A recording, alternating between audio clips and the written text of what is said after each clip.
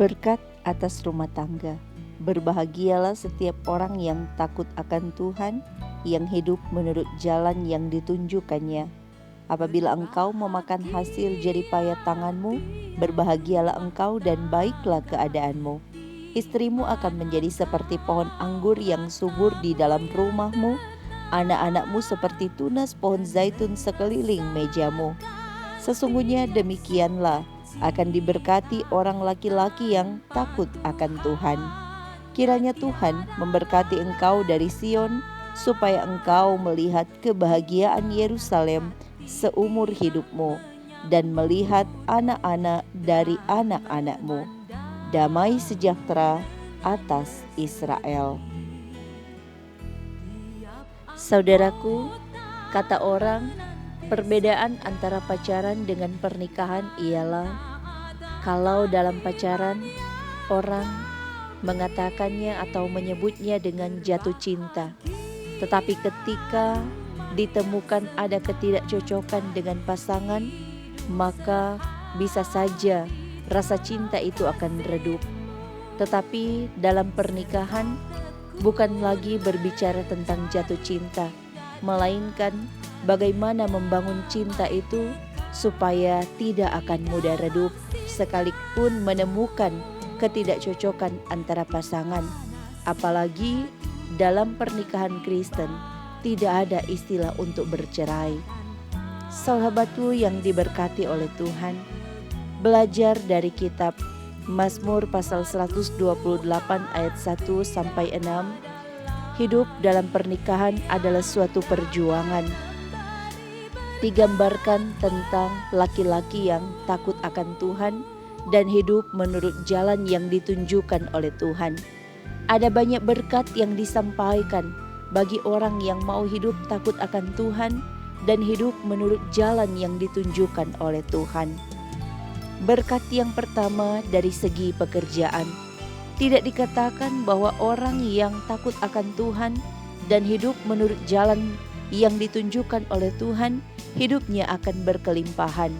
Tapi disebutkan orang yang takut akan Tuhan dan hidup menurut jalan yang ditunjukkan oleh Tuhan adalah orang yang berbahagia, karena ia memakan hasil jeripayah tangannya sendiri, dan ia menikmati apa yang menjadi usaha kerja, hasil kerja kerasnya, hasil keringatnya, berapapun hasil yang ia dapatkan, tetapi ia akan berbahagia. Selanjutnya, istrinya akan seperti pohon anggur yang subur. Bagi orang Israel, tanaman anggur adalah satu tanaman yang sangat menopang dalam perekonomian. Sehingga kalau tanaman pohon anggur itu subur, pasti akan memberikan hasil yang baik sebagaimana yang diharapkan orang Israel untuk dapat mencukupkan kebutuhan mereka.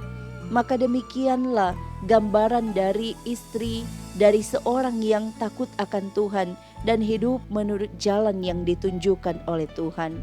Ia laksana pohon anggur yang membawa berkat, yang mencukupkan segala kebutuhan keluarga. Demikian pula anak-anaknya akan seperti tunas pohon zaitun sekeliling mejamu. Zaitun adalah satu tanaman yang sangat memberi banyak manfaat faedahnya. Misalnya saja dari segi kesehatan atau juga dari segi kecantikan. Minyak zaitun sangat dibutuhkan. Maka demikianlah bagi orang yang takut akan Tuhan dan hidup menurut jalan yang ditunjukkan oleh Tuhan, anak-anaknya menjadi anak-anak yang berguna, anak-anak yang memberi manfaat, bukan hanya dalam lingkungan keluarga, tapi juga bagi banyak orang.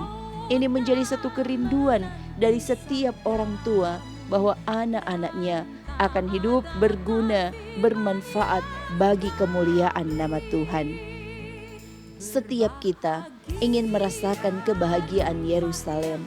Yerusalem bukan tentang letak geografisnya, tapi Yerusalem lebih bermakna kepada keluarga itu sendiri. Yeru artinya kota, Salem atau Salaim adalah damai sejahtera. Itu berarti Yerusalem menandakan kota damai sejahteranya Allah.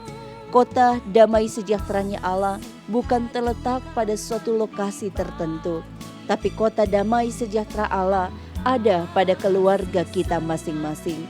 Oleh karena itu, mari kita hidup takut akan Tuhan dan hidup menurut jalan yang ditunjukkan oleh Tuhan, supaya kita merasakan damai sejahtera atas Israel. Isra, anak, Elohim, anak Allah. Oleh karena itu, biarlah kita menjadi anak-anak Allah yang hidup berkenan di hadapan Tuhan. Tuhan Yesus memberkati keluarga kita. Tuhan Yesus memberkati keluarganya Tuhan.